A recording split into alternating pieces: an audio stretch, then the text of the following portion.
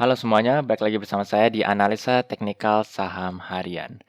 Oke, jadi untuk perdagangan kita ISG hari ini, ISG kita ditutup di zona hijau ya dengan plus 0,19%.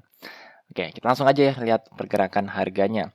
Nah, jadi pada bisa dibilang ini minggu terakhir dari bulan 2021 ini IHSG kita dibuka hijau sih, tapi, waktu perdagangan di awal-awal tuh sempat naik cukup pesat, tetapi pelan-pelan dia lemah ya, melemah-melemah sampai akhirnya hanya plus 0,19% doang, bahkan sempat sedikit ke zona merah ya, kalau nggak salah ya.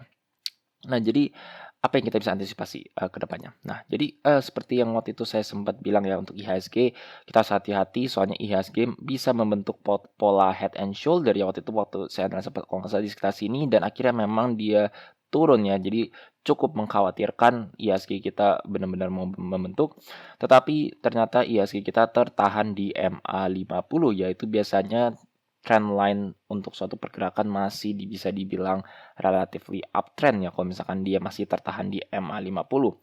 Jadi kita bisa lihat di sini pantul di MA50 dari pergerakan harganya ya.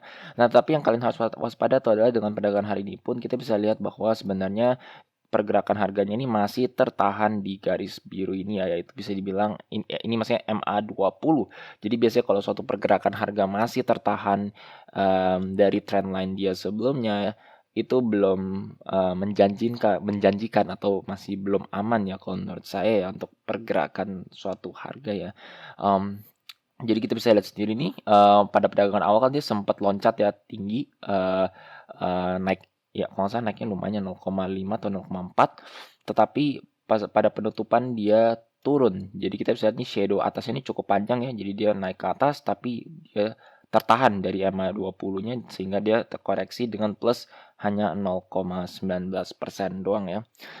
Jadi, mmm, cukup sulit untuk bisa menyimpulkan sesuatu untuk saat ini ISG masih, rentan yang masih, mmm, agak ambigu menurut saya untuk pergerakan harganya, maksudnya kurang jelas apakah dia akan naik atau turun. Ini kalau kita lihat dari pergerakan MACD-nya memang garisnya pun juga mulai lama-lama nih mulai mendatar ya, sehingga itu momentumnya pun sudah mulai netral. Jadi, tidak terlalu jelas arahnya mau naik atau turun. Walaupun demikian, yang saya antisipasi tetap, dari yang saya bikin video sebelumnya ya, karena kita lihat di sini ya MACD-nya pun sudah merahnya cukup lumayan lama.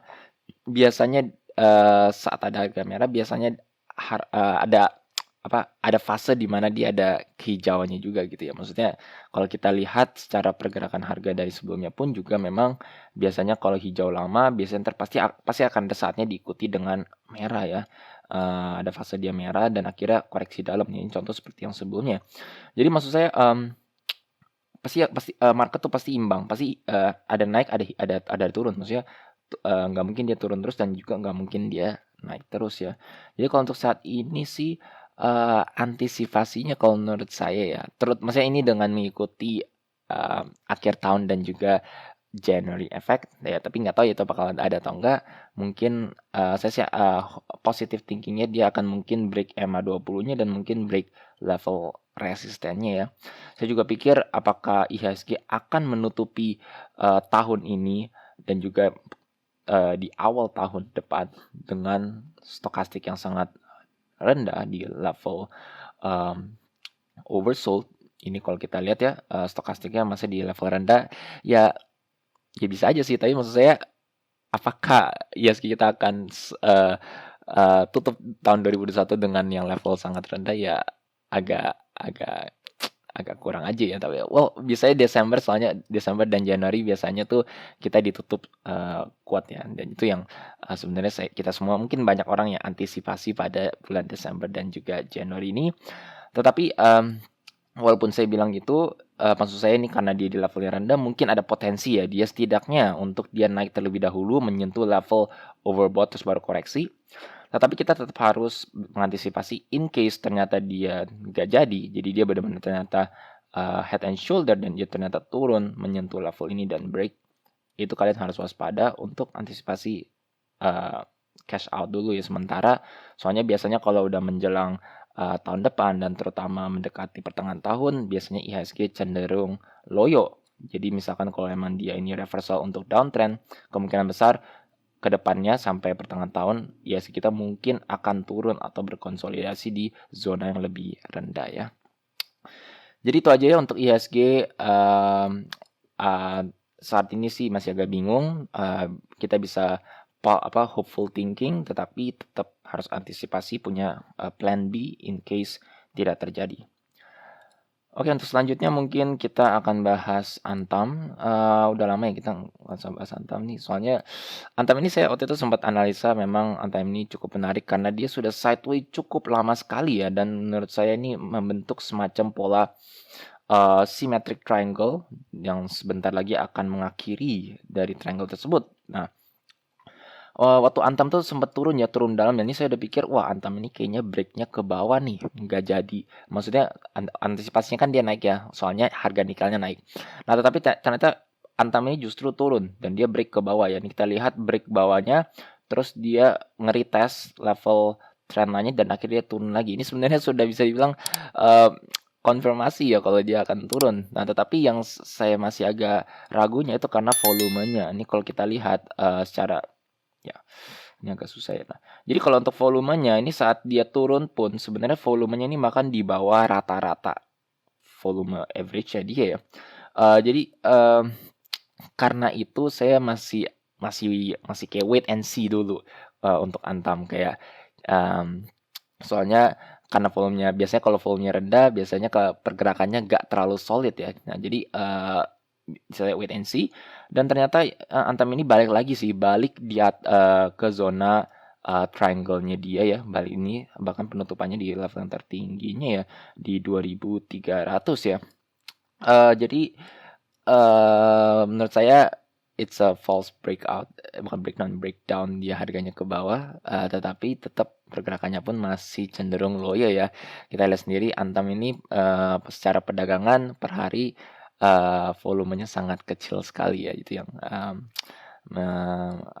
mungkin menjadi salah satunya mungkin jadi nggak terlalu banyak yang minat untuk lihat atau bahkan memperdagangkan di emiten ini ya. Nah, tapi kita antisipasi ini ke depannya nih kira-kira kemana nih Antam nih ya. Nah, jadi kalau untuk secara pergerakan money flow index ini saat harganya dia turun, sebenarnya memang money flow indexnya di level yang rendah ya, sehingga ini ada potensi sebenarnya untuk dia masih bisa naik dulu. Dan kalau kita lihat dengan time frame per 4 jamnya, ini kita bisa lihat memang dia sempat sampai level rendah, turun lagi, terus dia naik ke atas lagi ya. Jadi dia baru turun sini, terus dia turun dikit, terus dia naik lagi dari pergerakan money flow indexnya. Dan juga dari pergerakan MACD-nya pun sudah ada sedikit tanda golden cross ya. Jadi untuk itu ya. Sehingga mungkin akan ada fase di mana dia akan naik terlebih dahulu, biasanya menyentuh sampai level overbought dulu ya, terutama di time frame yang lebih kecil. Contohnya seperti ini, biasanya mungkin money flow index menyentuh yang agak lebih tinggi ya. Tetapi untuk Antam ini menurut saya masih kurang terlalu menarik, soalnya volumenya sangat kecil, pergerakan harganya pun masih seperti ini. Jadi menurut saya untuk kalian mendingnya wait and see terlebih dahulu ya. Antam akan menarik kalau misalkan dia berhasil kembali di atas MA20 dan MA50-nya dan dia break trendline ininya ya. Kalau dia bisa break trendline ininya, mungkin saat pergerakan harganya berjalan terus, mungkin dia break di 2390 atau 2440, terus dia nge-retest, terus dia berhasil naik kembali, itu ada potensi untuk Antam breakout ke atas untuk mengalami fase kenaikannya ya. Jadi untuk sementara Antam baiknya wait and see. Oke, untuk selanjutnya mungkin kita akan bahas BCA. Nah, mungkin BCA ini adalah salah satu emiten yang kita antisipasi di window dressing ya. Soalnya BCA ini maksudnya banyak banget institusi-institusi yang memegang saham BCA biasanya ya di portfolio mereka ya. Nah, kalau secara pergerakan harga nih BCA ini membentuk pola descending triangle ya. Descending triangle tuh biasanya continuation pattern dari pergerakan downtrend. Nah, tetapi itu nggak selalu terjadi ya. Maksudnya nggak selalu dari downtrend. Bisa aja dia dari lagi begini pun dia justru breakoutnya ke atas. Intinya tuh kalau saya pernah baca ya, intinya kalau pattern-pattern seperti ini biasanya tuh yang penting breakout. Maksud saya, karena, maksudnya, teori dari semua pattern-pattern ini biasanya itu meracu pada volatilitasnya yang udah mulai merucut. Jadi kalau kita lihat pergerakan harga ini, volatilitas BCA kan makin lama makin merucut ya. Mungkin kalian nyadar juga BCA pergerakan harganya kok di 7.300, 7.400 ya, di sekitar situ aja ya. Jadi volatilitasnya ini sudah mulai merucut. Biasanya kalau volatilitasnya sudah mulai merucut, biasanya itu akan diakhiri dengan pergerakan harga yang massive. Bisa dia ke atas, bisa dia turun ke bawah. Nah, jadi kalau kita lihat seperti ini, dia udah descending triangle ya. Ini sudah benar-benar di ujung, ya bisa dibilang hampir mendekati ujung dari descending triangle ini. Jadi, ya kita wait and see aja. Kita wait until dia breakout, retest confirmation, baru kita mungkin bisa entry ya. Nah, ini kalau kita lihat di sini, MACD-nya dari BCA pun juga tanda-tandanya sih udah mulai merucut ya, udah mulai di garis yang, garisnya pun juga sudah mulai datar, sehingga ini menunjukkan voltasenya sudah mulai merucut, momentumnya pun juga agak netral. Dan kalau dari money flow index-nya memang di level yang agak rendah ya, jadi mungkin ada potensi untuk dia mungkin, mengalami kenaikan ya. Tapi, menurut saya better kita wait and see, lihat aja dari pergerakan harganya. Oke, jadi itu untuk BBCA dan untuk selanjutnya mungkin kita akan bahas INKP. Nah, jadi untuk INKP ini cukup menarik dari pergerakan harga hari ini ya. Nah, jadi INKP ini kalau sebelumnya ini sebenarnya memang INKP ini downtrend ya. Kalau nggak salah saya sempat analisa kalau nggak salah ya. Uh, Sama ya, INKP sama Techim ini pergerakan harganya mirip. Dan saat ini INKP ini pergerakannya dia memang downtrend, dia breakdown, dia bawa MA50-nya, terus dia ngatas MA20. Nah, ini ya sebagai contoh ya. Jadi dia maksudnya nyentuh MA20 terus dia turun lagi. Kalau dia nggak bisa menembus MA20 berarti itu belum menunjukkan dia akan uptrend, justru dia akan turun lebih dalam lagi ya, dan akhirnya memang benar dia turun lebih dalam lagi. Pasti nyentuh di level trendline bagian bawahnya ya. Nah, tapi perdagangan hari ini kita lihat ya, candle dari pergerakan harga ini. Wah, ini sangat bullish sekali ya ini ya. Pembukaan di sini, penutupannya di sini, di ujung. Dan itu tidak ada shadow sama sekali. Nah, ini kita sebut sebagai bullish atau white Maburozu ya. Maburozu. Ya. Ya itu intinya itu adalah pattern di mana dia tidak ada shadow bawah dan shadow atas. Jadi full candle-nya, dan ini menunjukkan candle hijau. Dan selain itu kita lihat volumenya. Ini dengan time frame per day ya. Ini volumenya bahkan di atas volume average dari perdagangan harian INKP. Sehingga menurut saya bullish candle ini cukup solid ya, diikuti dengan volume yang sangat besar. Jadi kedepannya gimana? Kita lihat sendiri harganya di atas MA50. Menurut saya INKP ini ada potensi untuk dia breakout. Jadi kalau apa yang kita harus antisipasi adalah saat INKP ini berhasil break trend line-nya dia di sini, terus dia nge-retest, terus dia berhasil pantul menyampai harga di atas sebelum waktu dia turun koreksi, kemungkinan besar INKP akan loncat atau melanjutkan fase uptrend-nya dia ya. Jadi cukup menarik untuk kalian antisipasi pergerakan INKP itu sendiri. Oke, jadi itu aja untuk INKP, dan untuk yang terakhir mungkin saya akan bahas Wika, Wijaya Karya. Nah, jadi Wika ini pergerakannya mirip seperti INKP, tapi nggak ada White Maburozu candle-nya ya. Jadi maksudnya dia sama downtrend juga dengan trendline channel di sini. Dan ini dia pantul pas di level trendline-nya dia. Pantul hari ini sih naik lumayan ya 4,65%. Tetapi adalah ini dia masih di bawah MA20, dan bahkan kita lihat shadownya dia pas nyentuh MA20 terus dia turun kembali ya. Jadi ini masih menunjukkan harganya masih belum aman.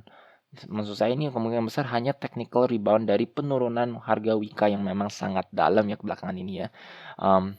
Jadi menurut saya kalian mending wait and see ya, jangan takut ntar kalian seperti ini dia tertahan di MA20 dan justru dia turun lebih dalam ya. Kalau itu terjadi misalkan nih dia tertahan di MA20, kemungkinan besar Wika ini akan turun lebih dalam lagi hingga menyentuh di level 900-an ya, itu yang kalian harus antisipasi. Jadi kalau untuk Wika menurut saya enaknya ini ya saat ini adalah untuk di trading pas buy aja di level supportnya di sini, terus kalian take profit pas menyentuh MA20 atau sesuai dengan persentase profit kalian yang kalau kalian udah mau take profit ya udah silakan gitu. Nah, tapi kalau secara analisa ini gimana? Apakah Wika ini ada potensi untuk dia reversal ya? Nah, kalau secara money flow index sebenarnya sih ada sedikit ya, ini kita lihat ya. Dia harganya menyentuh di sini, terus dia turun lebih dalam lagi, tetapi money flow indexnya justru agak menaik ya ini ya. Tanda-tandanya dia agak menaik ya. Nah, kalau kita lihat dengan time frame per 4 jam ya ini juga sama, harganya dia turun lebih dalam, tapi ini titik rendahnya pun juga pelan-pelan dia naik ya. Jadi arahnya sih agak naik dan juga dari pergerakan MACD-nya pun juga ini minus 20 di sini minus 10 ya, hampir dari lebih dari setengah, hampir dari ya pas di setengahnya ya. Jadi memang ada tanda-tanda bullish divergence dari pergerakan Wika, tetapi ini garisnya belum terlalu menunjukkan, hanya histogramnya dan juga ini sedikit, cuman sangat dikit ya. Ini kita lihat sendiri di 13, terus di sini di 20, di 18, dan saat dia turun di sini lebih dalam lagi, memang dia agak bullish divergence agak lumayan di 36 ya. Tetapi seperti itu, maksud saya walaupun teknikalnya ada tanda-tanda reversal, harus diikuti dengan pergerakan harganya yang mengkonfirmasi bahwa dia benar-benar reversal, yaitu dengan dia berhasil break di EMA20 atau bahkan EMA50-nya seperti di pergerakan harga INKP yang saya tunjukkan sebelumnya. Justru menurut saya INKP ini lebih menarik untuk kalian antisipasi kenaikannya. Oke, jadi untuk video kali ini sekian saja ya. Jika kalian merasa video seperti ini bermanfaat untuk kalian, jangan lupa untuk subscribe dan juga pencet tombol bel di sebelahnya supaya kalian selalu terupdate dengan informasi-informasi seputar saham. Sekian dari saya, terima kasih.